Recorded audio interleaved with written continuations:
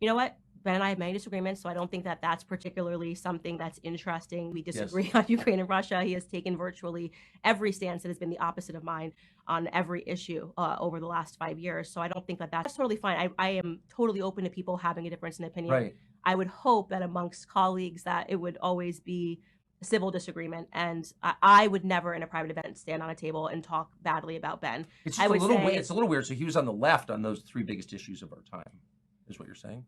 he has converted his opinions. He's accepted.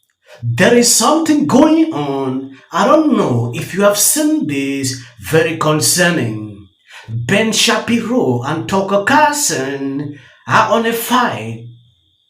A lot of things are going on. On this clip, we are going to take an exclusive look into what is going on exactly.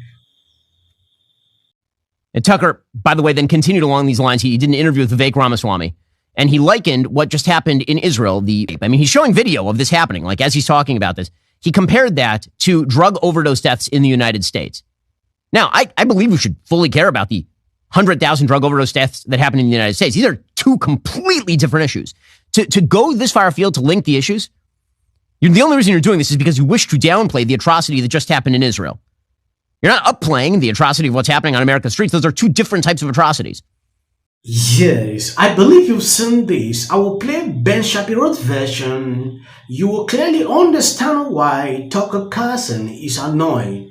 So I don't really care, but I did think it showed like the level of not just corruption, which I knew, but of like emotional instability and craziness. I mean, there are people, and I stopped reading any of it, but there are people on the right who have spent the last 2 months every single day focused on a conflict in a foreign country as our own country becomes dangerously unstable on the brink of financial collapse with tens of millions of people who shouldn't be here in the country. We don't know their identities or the purpose of their being here. Like stuff that's could destroy the country for real and make it impossible for my kids to live here.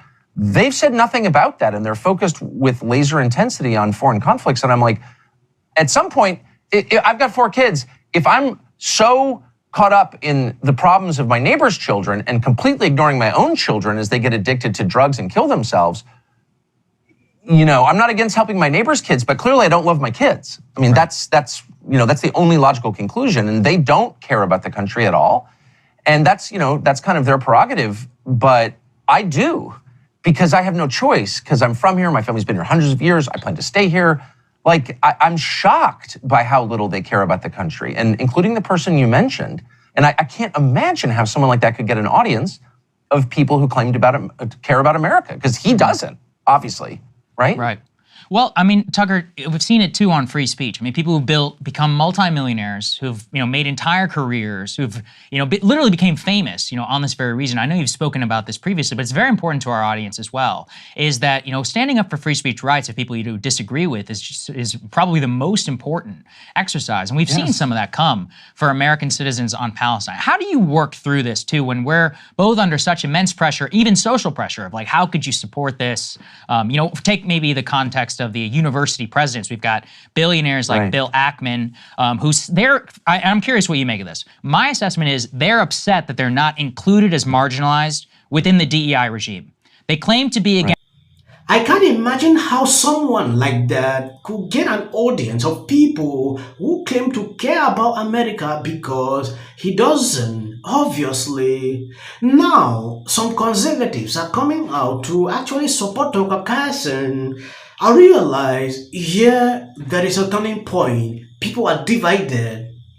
Some people are standing for Ben Shapiro because he supports Israel, while some are standing for Tucker Carlson because he supports Trump. Like this person sent this out.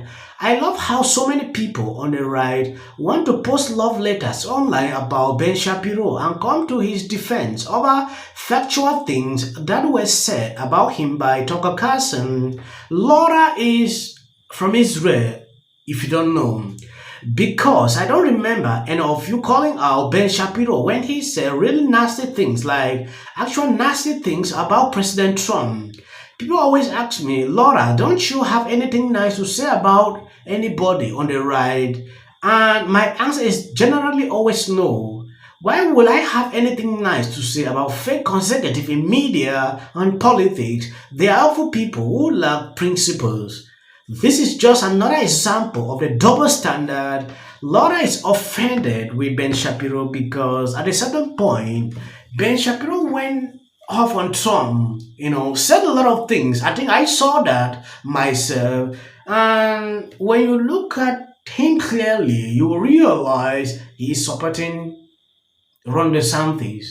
So you will see that turning point coming in here, the hatred, people developing. I don't get the point. This is politics. Tucker Carlson, on the other hand, made it clear like Ben Shapiro cares so much about Israel and he rushed to America, to gain followers, on social media platform, making a lot of money using these people. He doesn't care about America. And I tried to actually reason this out. I really don't get the point. Let me play Ben Shapiro's version so you can see exactly what I'm talking about. Tucker knows that. But this is a cheap way of telling you not to look. Don't look. Stop caring. Because after all, what does it matter? What does it matter? Now, again, I don't know who thinks that that's a sophisticated point of view, especially when nobody is calling for America to go to war with Iran. The entire purpose of having an aircraft carrier in the Mediterranean is to avoid that. But here is Tucker playing. I don't even know the game he's playing. This is just a dumb game. 1,000 people. I was in one yesterday. That doesn't have some constellation of drug-addicted young people living outside. We call them the homeless. They're drug addicts. And they're addicted to drugs that were imported across an What does that have to do with the price of tea in China? I don't understand. More than 100,000 a year. Now, you could call it whatever you want, but it's the death of over 100,000 Americans a year and the living death of millions. Well, so I don't understand. I'm sorry, people who are addicted. People in Israel, and again, I want to add my voice to that because I'm a human being. But oh, sure you do. You sound very outraged. The outrage among Republican presidential candidates was so much more intense. One of them took to a bullhorn and started yelling about it. I get it. But no one would think to do that about the 100,000 American young people murdered every year. And because who are you yelling at? Who are you yelling at? First of all, people are on bullhorns all the time. All the time. What is he even talking about? What he's attempting to do is minimize what happened in Israel. He's not attempting to maximize what happened in the United States. He's attempting to minimize, as though America can't walk and chew gum, morally speaking, at the same time, which is absurd. And those two things are nothing alike. I'm sorry, that is not alike. It is not a lugs over the border, which someone then takes and shoves into their arm and then they die of an overdose. That is not the same thing. I promise you, it is not the same thing. Yes, I believe you've seen exactly what is going on. Tucker Carlson had this interview with Vivid where they discussed a lot of things and they went further to talk about the current thing going on between, the two countries. Ben Shapiro get offended, with what Tucker Carlson actually said, like minimizing what actually happened. That is happening to Ben Shapiro. And now Tucker Carlson had this interview with Breaking Point. He made it clear, like Ben Shapiro doesn't care about America. He focuses attentions between Israel, and that is how this problem started. And I really wish they could come to a compromise, to resolve this. I actually hate to see, people I look up to, fighting. It is insane to me. This is actually a normal thing. It's a turning point, I understand, but we disagree sometimes to come to a compromise.